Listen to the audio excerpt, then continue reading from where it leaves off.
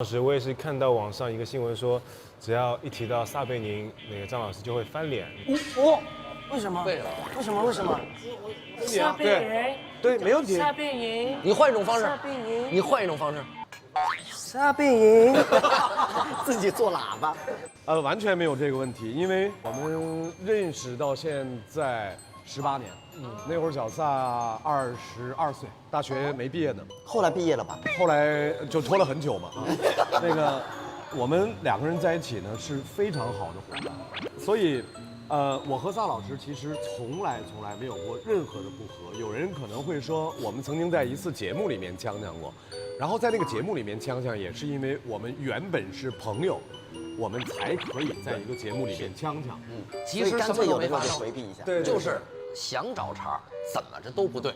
而且我这么跟你说，就是那次有人在网上放我和撒老师撕的那期节目的片段，其实是录完了节目之后，我们2个同时分别给编导打电话，说把那段剪掉吧，容易让大家误会。那最后呢？编导呢，就在正片里面把那段剪掉了，然后把我们那段呢做成了宣传片，中年好汉为何屡遭黑手？这不是我说的。欢迎收看。搬错了，冰箱。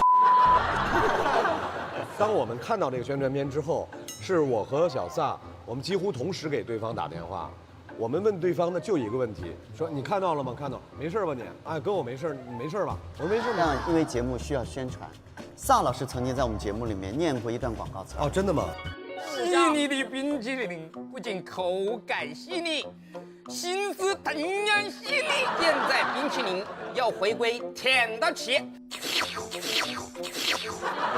你能不能喝着茶，但是喝出那种珍惜冰淇淋的那种细腻有品味的感觉？